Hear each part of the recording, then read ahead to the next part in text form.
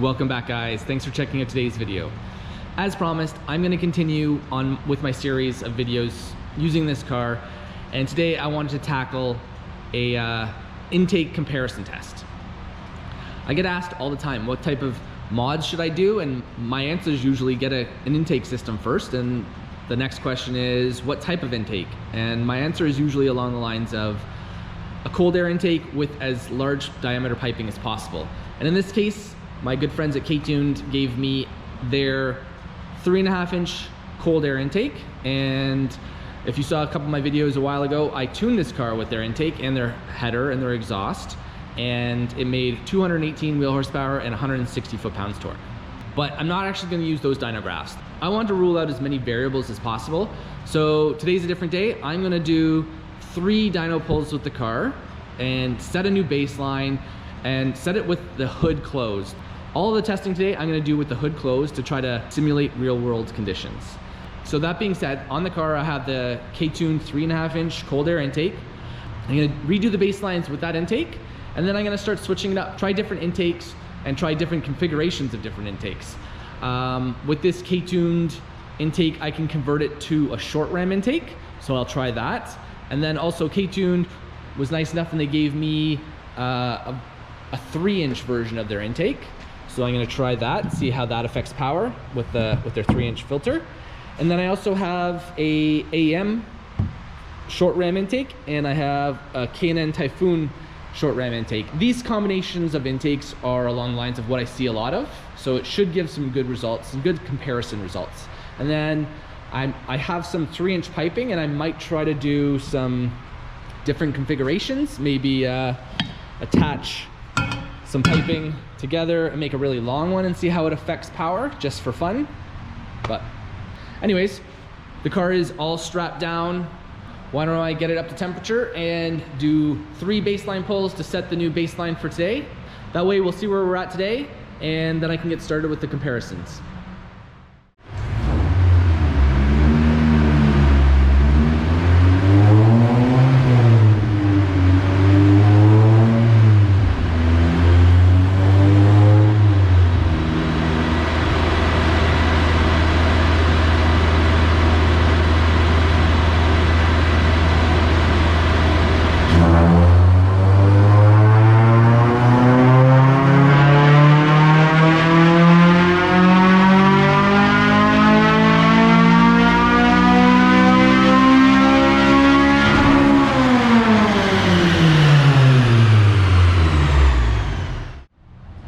Alright guys, so I did 3 baseline pulls.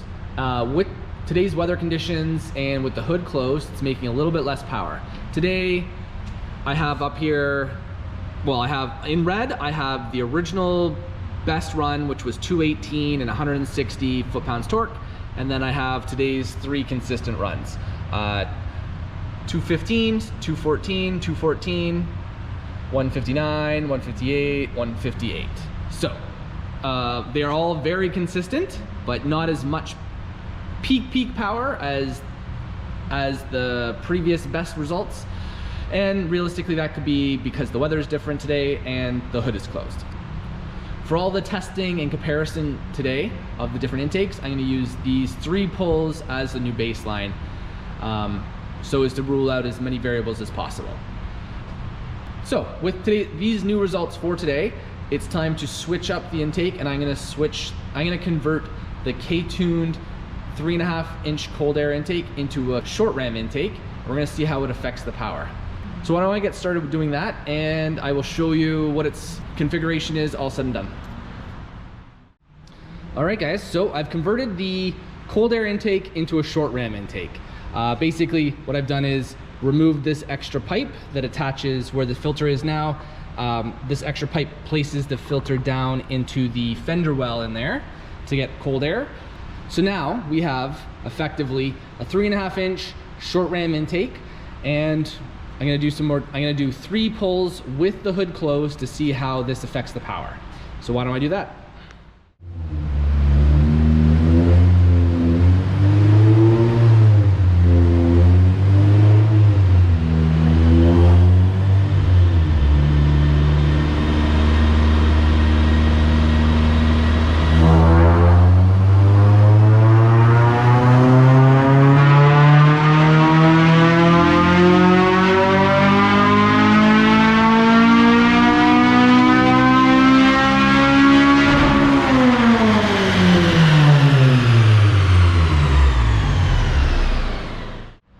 guys, so up on the screen I have two of the best runs with the two different intake configurations. This is both with the 3.5 inch intake piping, but the red is with the cold air setup and the blue is with the short ram setup.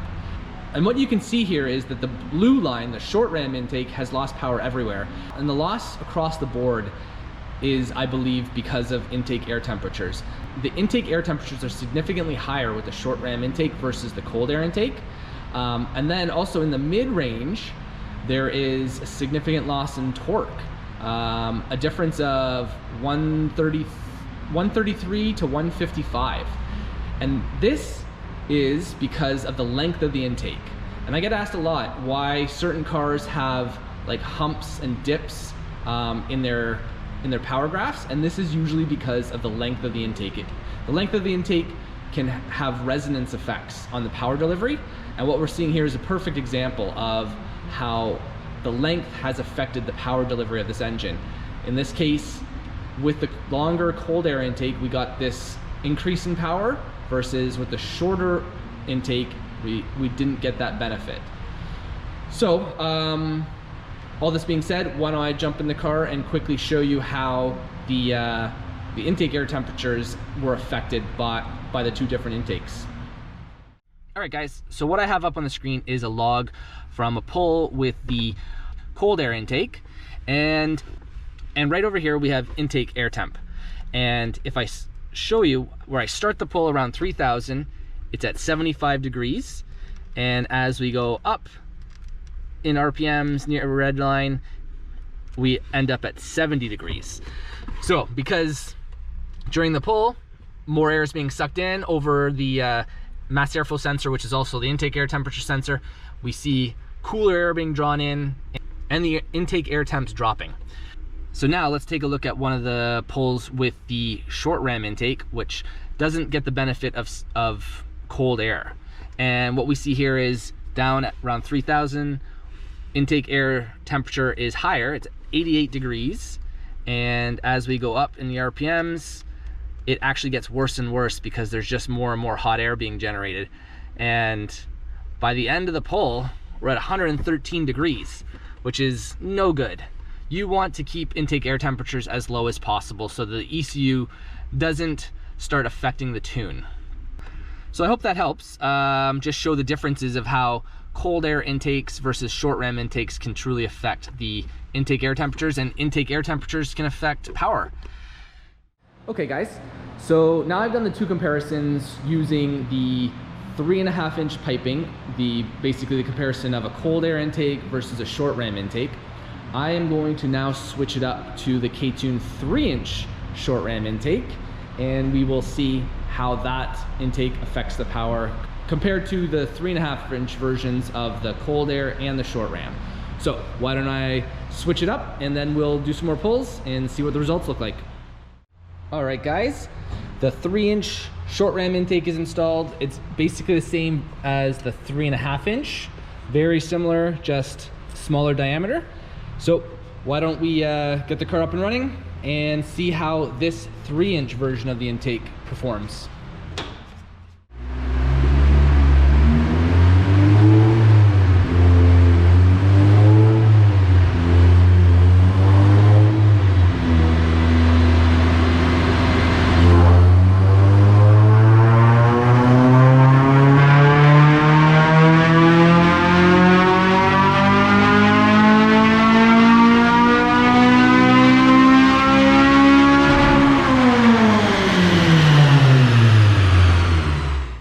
Alright guys, so I did 3 pulls with the 3-inch version of the short ram intake, and I have it as a comparison of the 3.5 inch version of the short ram intake.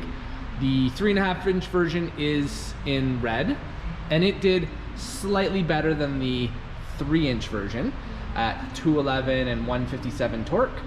And as you can see, in blue, green, and orange was the 3-inch version, and again, it's lost more power. 210, 209, 209. So we are down significantly in power compared to the 3.5 inch cold air intake at this point. So now I think it's time to try the AEM intake and see how it performs. I'm gonna pull this intake off and then we're going to do a little physical comparison of these intakes that I've already used compared to the AEM one that I'm going to put on next. So let's do that. Okay guys, so I got the 3-inch intake off, and what I have here is laid out the 3.5-inch intake, the 3-inch intake, and the AEM intake, and I measured this intake and it is actually 2.5 inches. So it is significantly smaller. So I'm going to bolt this intake up and see how it goes. The K&N is actually the same diameter as 2.5 inch. I don't have high expectations for this intake, so I think we'll put this intake on, see how it goes, and maybe we won't even bother with the K&N because it's going to have basically the same results as this one. But why don't we put this on and see how it goes. All right guys, so I have the AEM 2.5-inch short ram intake installed. This thing should actually be called the hot air intake because it places the intake air filter right beside the header. So I don't have high hopes for this intake either, but we're gonna run it and we're gonna compare it to the results of the other intakes and see how it does. So why don't we see how it performs?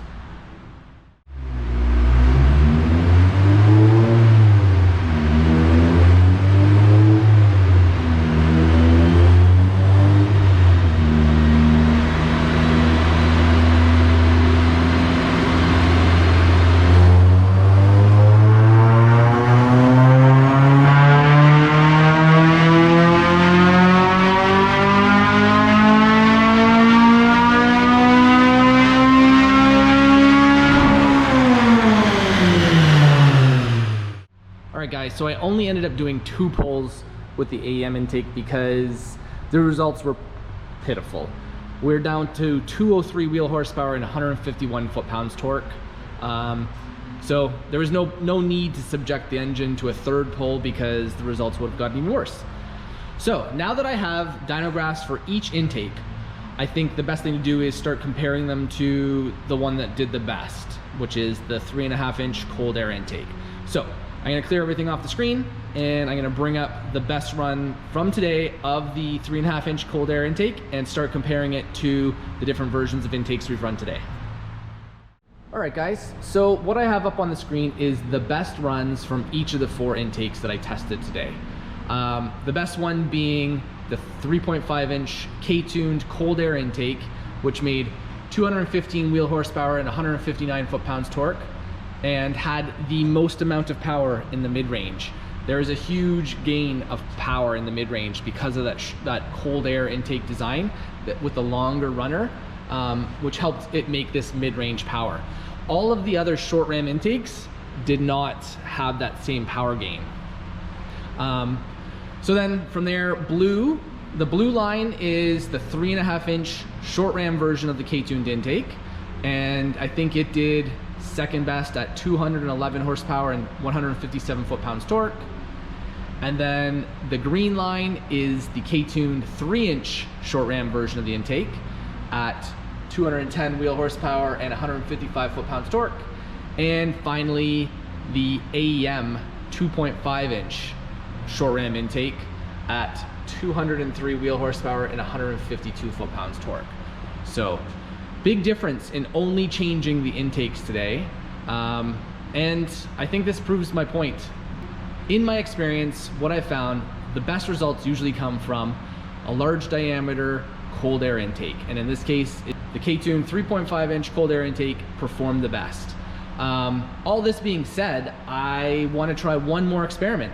I would like to take the 3-inch K-tuned short ram intake and I'm going to extend it. I'm going to make it much longer. I'm going to put a section of the 3-inch pipe that I have on it and put the filter at the end and see if the longer length will help recreate this mid-range hump. So yeah, let's play around a little bit and see how that goes. All right guys, so in the name of science and purely for fun, let's see what this super long, pretty straight intake is going to do. This is a 3-inch intake. If I had 3.5 piping, I would do it in 3.5, but I don't, so we're going to do it in 3-inch. It's using the 3-inch K-tuned short ram section and a piece of 3-inch intercooler piping that I have and the K-tuned 3-inch air filter at the end. So let's see how this performs and if we end up with any similar sort of mid-range hump. So I'm curious. I hope you guys are curious. Let's see how it goes.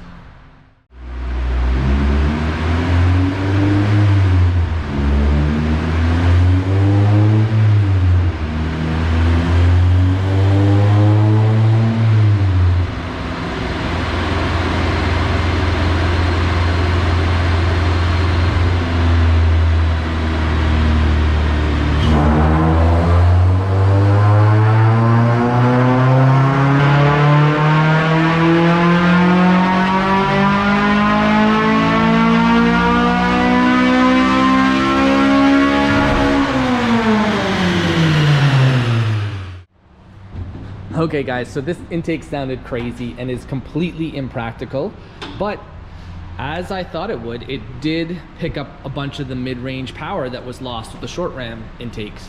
So in red, I have the original 3.5-inch K-tuned cold air intake, and in blue, I have this contraption that I've made that is sticking out well past the engine bay. But what we see here is it has picked up all this mid-range power that was lost with the short ram intakes, and that is because of the longer intake tube.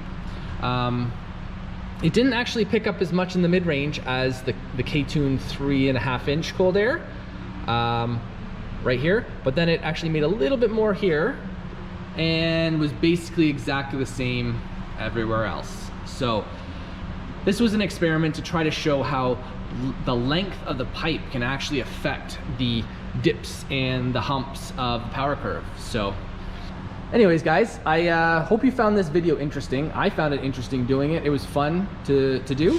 So if you did like it, do me a favor, hit like, hit subscribe. I'm continuing to try to grow the channel.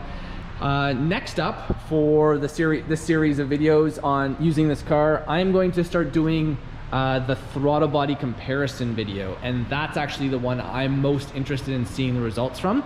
I've tuned a lot of cars with a lot of different throttle bodies, and what I found is the bigger throttle bodies usually provide a lot more snappier throttle response and end up picking up more power. So that being said, in order to do this test though, I'm gonna make 2 additional changes to the car. The stock injectors are maxed out. They're at over 90% duty cycle now at this power level. So I'm gonna upgrade the car to RDX injectors, which will give me more room to make more power, because hopefully the throttle body will help make more power. And since the injectors are maxed out, it's gonna be hard to make more power beyond this on those stock injectors. So to give me more room, we're gonna upgrade to RDX injectors.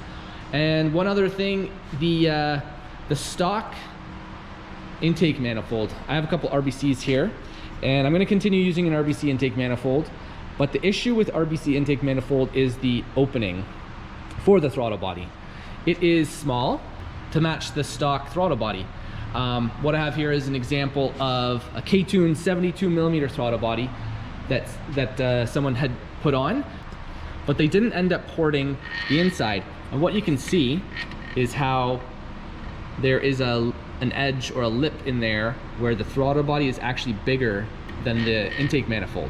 So what I'm gonna do in preparation for this throttle body shootout is take this RBC intake manifold, port match it to the biggest throttle body that I'm gonna use, so that this small opening won't be a restriction for the throttle bodies.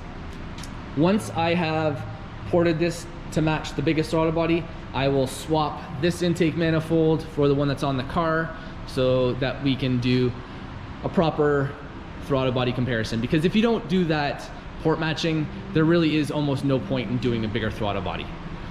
So that is the plans for the next video. I'm gonna start working away at that. That's gonna take a little while to basically do, but hopefully you guys have enjoyed this video and are looking forward to the next one.